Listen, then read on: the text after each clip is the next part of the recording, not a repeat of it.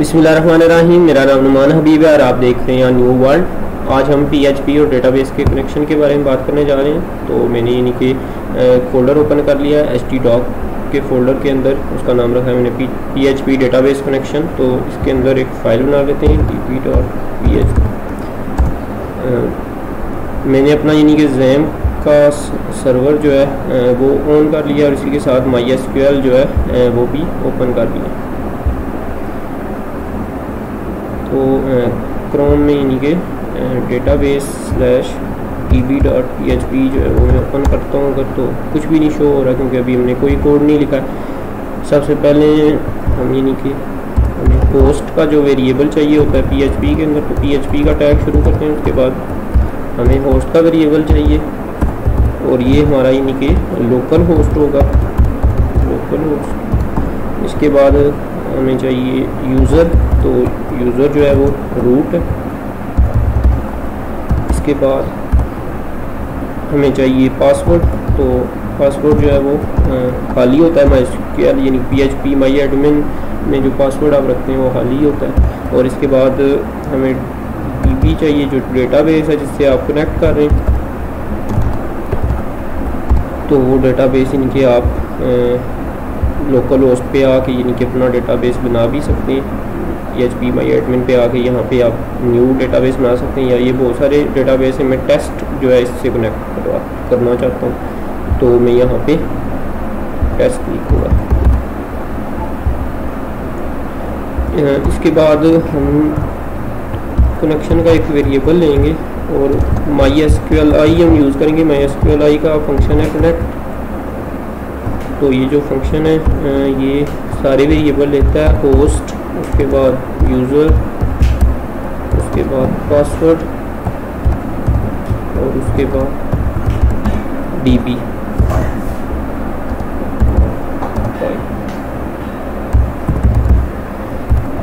तो अगर यानी कि ये कनेक्शन बन जाता है, लेकिन अदरवाइज़ अगर कनेक्शन फेल हो जाता है तो हम कहेंगे कनेक्शन फेल।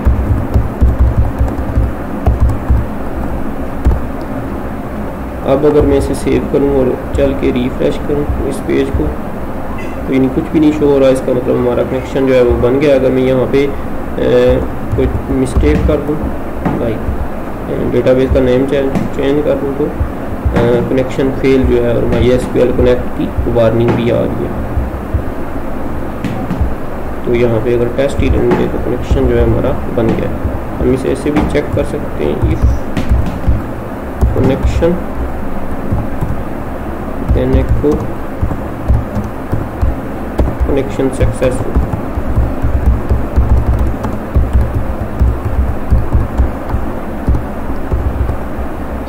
तो अब अगर मैं चल के इसे रिफ़्रेश करता हूँ तो कनेक्शन जो है वो हमारा सक्सेसफुल हो गया। तो इस तरह आप यानी कि किसी भी डेटाबेस के साथ कनेक्ट कर सकते हैं PHP के अंदर। ओके, तो यहाँ पे क्रिएट डेटाबेस की क्वेरी लगा लेते हैं, PHPDB। उसके बाद हम यूज़ कर देते हैं PHPDB को। उसके बाद हम इसके अंदर एक टेबल क्रिएट कर लेते हैं, उसका नाम रख देते हैं डेटा। उसमें एक ID है इंट टाइप की जो कि प्राइमरी की है, और उसमें इनके हमने ऑटो इंक्रीमेंट लगाया हुआ। तो ऑटो इंक्रीमेंट जो है वो इम्पोर्टेंट है, अदरवाइज इनके काम नहीं करेगा प्रोजेक्ट। इसके बाद हम एक मैसेज ले लेते हैं varchar 200 का, और इसको हम इनके गो कर लेते हैं। तो ये यानी कि हमारा टेबल जो है और वो डेटाबेस जो है वो क्रिएट हो चुका है। अब मैं अपने VS कोड में आता हूँ। सबसे पहले htdoc में आते हैं। यहाँ पे मैं एक नया फोल्डर क्रिएट करता हूँ सेम htdoc में आके, PHP डेटाबेस कनेक्शन।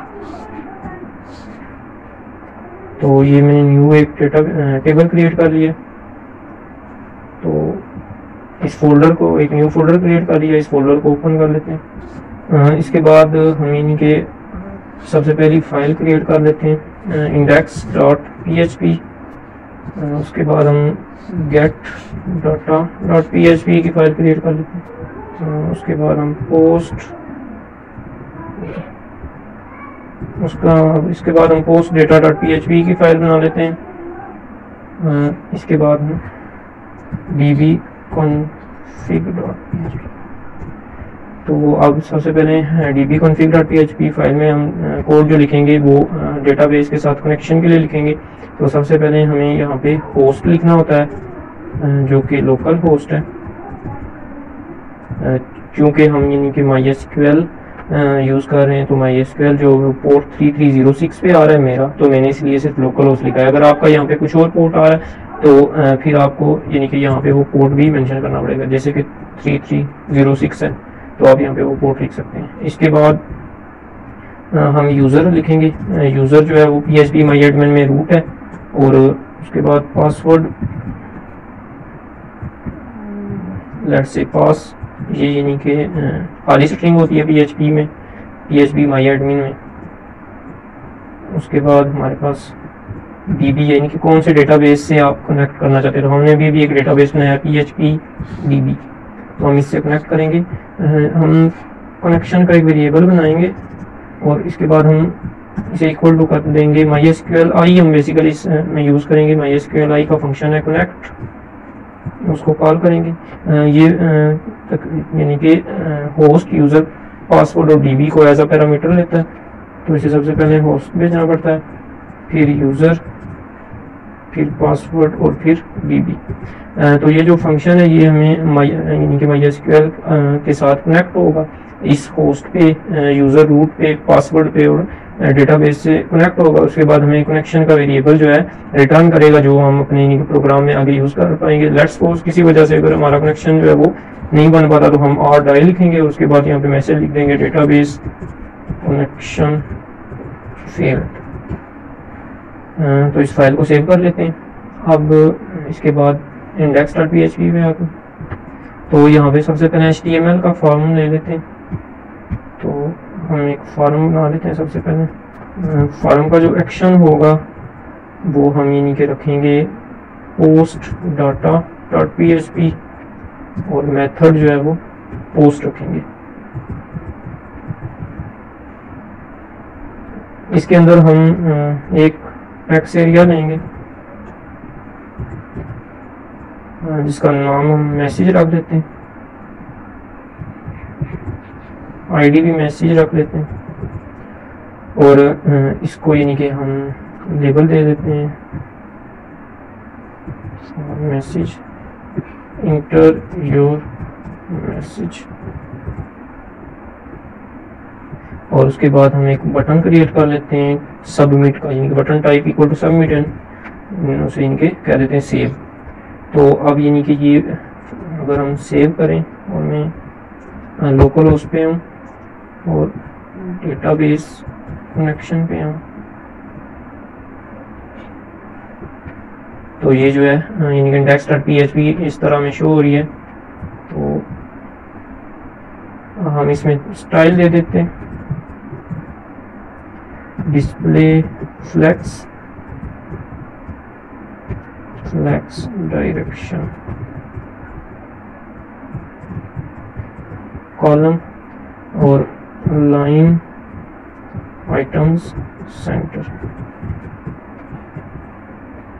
इसके बाद अगर हम रिफ्रेश करें तो यानी कि हमारी आइटम्स जो है वो सेंटर में लाइन हो गई। अब अगर हम यानी कि यहाँ पे कुछ भी डेटा लिख के सेंड करेंगे तो ये हमारे जो है पोस्ट data.php पे जो हमने एक्शन दिया इस पे ये डेटा लेके चला जाएगा पोस्ट data.php पे। यहाँ पे हम PHP की फाइल बनाएंगे और इंक्लूड कर लेंगे dbconfig.php। तो यानी कि हम dbconfig.php की जो हमने फाइल क्रिएट की थी वो इंक्लूड करेंगे। जैसे ये फाइल इंक्लूड करेंगे तो यानी कि ये जितने भी वेरिएबल्स हैं इसके अंदर हम इन सब को एक्सेस कर सकते हैं। हमें कनेक्शन का वेरिएबल जो है वो चाहिए, तो हम यहाँ पे अब कनेक्शन का वेरिएबल जो है वो यूज़ करेंगे। सबसे पहले हम मैसेज जो है वो लेंगे। तो फॉर्म से जो मैसेज जो है जो यहाँ से index.php के फॉर्म से सेंड हुआ है मैसेज, उसका नेम मैसेज था। तो अगर हमें यहाँ पे यानी कि मेथड पोस्ट था, तो पोस्ट डेटा में अगर हमें वो मैसेज गेट करना है तो हम $पोस्ट यूज़ करेंगे और इसको हम यानी कि नेम भेज देंगे टेक्स्ट एरिया का। तो अब जो भी उस टेक्स्ट एरिया के अंदर इनपुट होगी, वैल्यू होगी, वो इस मैसेज में आ जाएगी। अब हम ये मैसेज जो है डेटाबेस में सेव करना चाहते हैं, तो सबसे पहले हमें एसक्यूएल की क्यूरी लिखनी पड़ेगी। तो लेट्स सपोज मैं एक वेरिएबल बना लेता हूँ, एक स्ट्रिंग बना लेता हूँ, उसका नाम रख लेता हूँ एसक्यूएल, और इंसर्ट क्यूरी लिखते हैं, इंसर्ट इनटू डाटा। अब ये जो डेटा है वो ये टेबल है जो हमने क्रिएट किया था, तो हम इस टेबल में अब इंसर्ट करना चाहते हैं, तो इंसर्ट इनटू टेबल नेम। उसके बाद हम जो भी कॉलम जो है जिसमें हम इंसर्ट करना चाहते हैं वो सारे कॉलम यहाँ पे लिखेंगे। अब यहाँ पे अगर देखें तो हमारे पास दो कॉलम है, एक है आईडी और दूसरा है मैसेज। तो आईडी को हमने इसी वजह से ऑटो इंक्रीमेंट किया था ताकि हमें ये आईडी पास ना करनी पड़े, आईडी खुद ब खुद डेटाबेस में बन जाए। तो हम सिर्फ मैसेज जो है यहाँ पे पास करेंगे, तो मैसेज। उसके बाद हम वैल्यूज, और वैल्यूज के अंदर अब हम $, मैसेज जो है वो पास करेंगे। तो ये यानी कि एसक्यूएल की एज अ क्यूरी, इस स्ट्रिंग को एसक्यूएल की क्यूरी अगर हम समझें तो यहाँ पे इनके हमने एंड पे सेमीकोलन भी लगाया है, और उसके बाद फिर ये PHP का सेमीकोलन है। तो अब अगर हम इस एसक्यूएल की क्यूरी को डेटाबेस में रन करना चाहते हैं, यहाँ पे तो फिलहाल ये एक स्ट्रिंग है, ठीक है। अगर हम इसे रन करना चाहते हैं तो हम यानी कि MySQLi का फंक्शन यूज करेंगे, जो कि है MySQLi क्यूरी। ये फंक्शन जो है 2 पैरामीटर लेता है।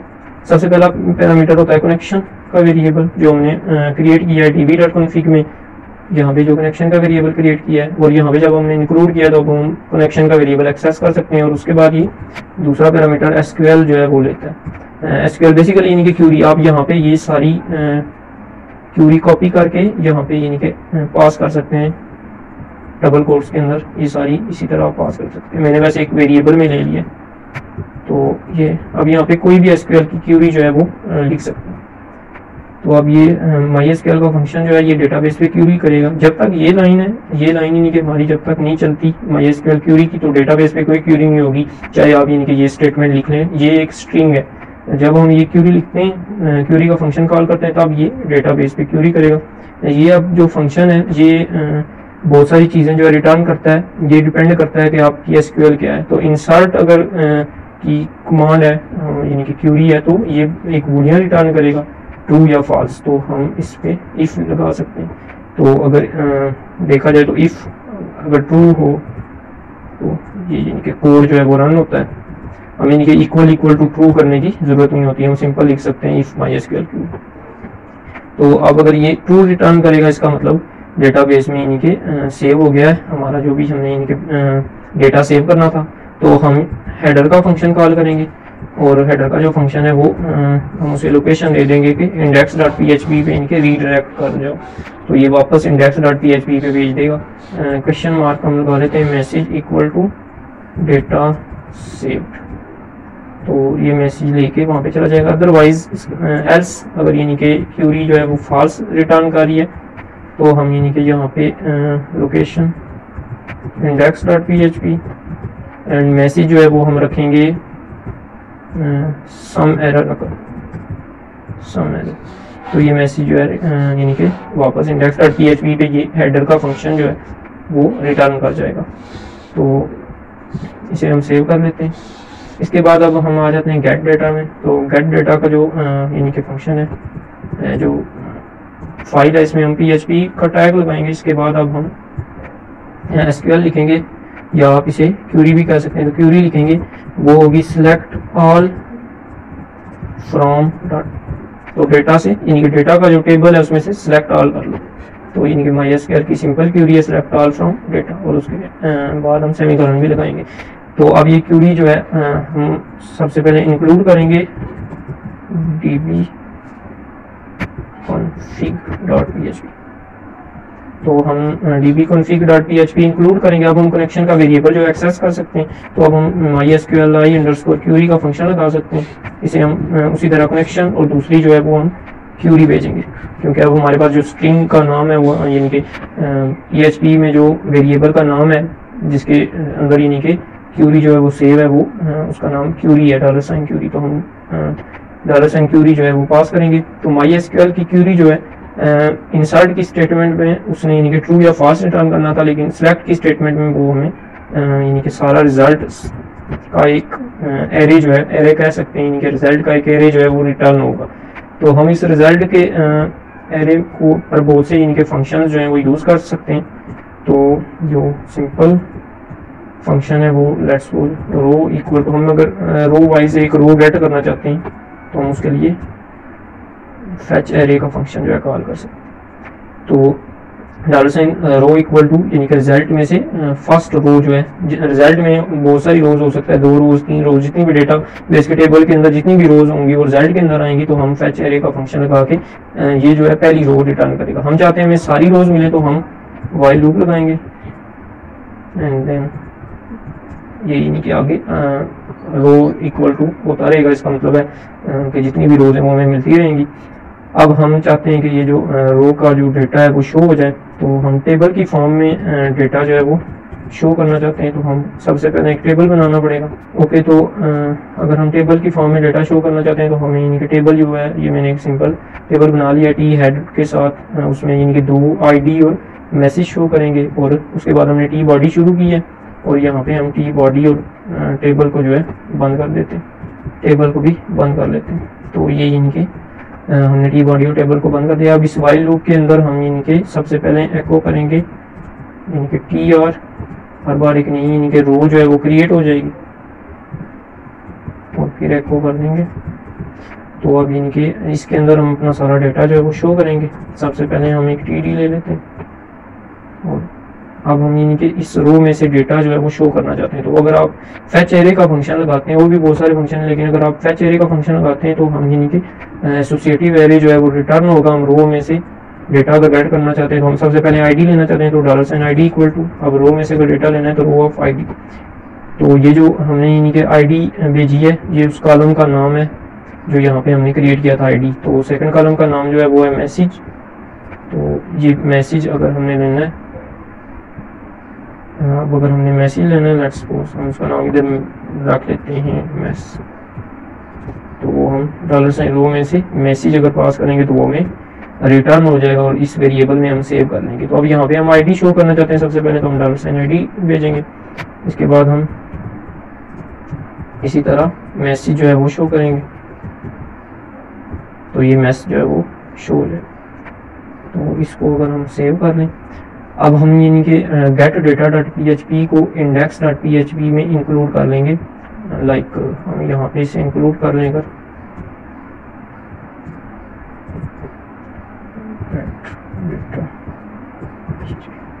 तो बेसिकली ये हम HTML लिख रहे हैं, अगर हम PHP लिखना चाहते हैं तो PHP का टैग जो है वो हमें शुरू करना पड़ेगा और फिर हम उसे बंद भी यहीं पे कर देंगे।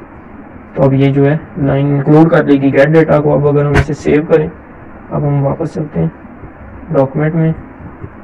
तो अभी चूंकि कोई भी मैसेज नहीं है और ना कोई ID है तो हमें यानी कि सिर्फ टेबल शो हो रहा है सिंपल। अगर यहाँ पे हम कोई मैसेज लिखते हैं हेलो एंड सेव पे क्लिक करेंगे तो ID 1 के साथ हेलो आ गया। इसी तरह अगर हम कोई और मैसेज लिखते हैं my name is and save करते हैं तो दूसरा जो है माई नेम इज़ आ गया। तो अगर हम लोकल होस्ट पे चलें और डेटा का टेबल जो है उसमें के अंदर देखें कि कौन कौन से रिकॉर्ड पड़े हुए हैं, ओके, तो 2 रिकॉर्ड यानी कि हेलो और माई नेम वो जो है शो हो रहे हैं। तो अगर हम अपने प्रोजेक्ट में वापस आएँ तो ये हमारा यानी कि सिंपल इंडेक्स है जिसमें हमने HTML बनाया हुआ है और सबसे ऊपर हम इंक्लूड कर रहे हैं गेट डेटा। और उसके बाद हमने एक फार्म बनाया हुआ है जो पोस्ट डेटा डॉट PHP पे जा रहा है, मेथड पोस्ट है और उस पर कुछ स्टाइलिंग लगाई है। उसके अंदर वैसे एक इनपुट टेक्स्ट एरिया और एक बटन है जो सबमिट कर रहा है। तो अगर हम पोस्ट डेटा पे जाएं तो हम इंक्लूड कर रहे हैं dbconfig.php। dbconfig.php के अंदर हमने इनके डेटाबेस के साथ कनेक्शन बनाया है। हम MySQLi कनेक्ट का फंक्शन जो कि यानी कि इनबिल्ट है PHP में यूज़ कर रहे हैं। तो 4 पैरामीटर से भेजें, सबसे पहले होस्ट, फिर यूज़र, फिर पासवर्ड और फिर डेटाबेस का नाम जो हमने सबसे पहले वीडियो के शुरू पे क्रिएट किया था। और उसके बाद हमने यानी कि अगर डेटाबेस कनेक्शन फेल हो जाए तो ये डाई की यानी कि स्टेटमेंट आ जाए। अब हम यानी कि db.php यानी कि dbconfig.php को जिस जगह पे इंक्लूड करेंगे तो कनेक्शन का वेरिएबल और ये ऊपर वाले भी यानी कि सारे वेरिएबल हम एक्सेस कर सकते हैं, लेकिन हमें जो लाजमी वेरिएबल जो यूज़ करना है वो कनेक्शन का। तो पोस्ट डेटा में जब हमने इसे इंक्लूड किया तो अब हम कनेक्शन का वेरिएबल एक्सेस कर सकते हैं। उसके बाद हमने यानी कि मैसेज इक्वल टू PHP में उससे यानी कि हमने मैसेज जो है गेट कर लिया मैसेज का यहाँ पे हमने नेम पास किया टेक्स्ट एरिया का, तो मैसेज में वैल्यू आ गई है। उसके बाद हमने एसक्यूएल की क्यूरी बनाई है इंसर्ट की, और अगर वो क्यूरी चलती है तो हम index.php पे वापस भेज रहे हैं। index.php में हमने गेट डेटा को भी इंक्लूड किया, तो गेट डेटा के अंदर हमने यानी कि क्यूरी जो लगाई है वो सिलेक्ट ऑल फ्रॉम डेटा है, सिंपली उसी तरह dbconfig को इंक्लूड किया। फिर mysql आई क्यूरी का फंक्शन लगाया है जो जिसने यानी कि कनेक्शन और क्यूरी की स्ट्रिंग ली है। उसके बाद हमने टेबल में डेटा जो है शो किया है, तो हमने जो रो इक्वल टू z(fh) एरे जो है एक एक करके रोज जो है रिटर्न करता जाएगा, और हम रोज में से आईडी और मैसेज जो है वो गेट कर रहे हैं। तो इस तरह हम यानी कि डेटाबेस के साथ कनेक्शन बनाते हैं PHP के अंदर। उम्मीद है कि आपको वीडियो अच्छी लगी होगी। अगर वीडियो अच्छी लगी है तो हमारे चैनल को सब्सक्राइब करें। अल्लाह।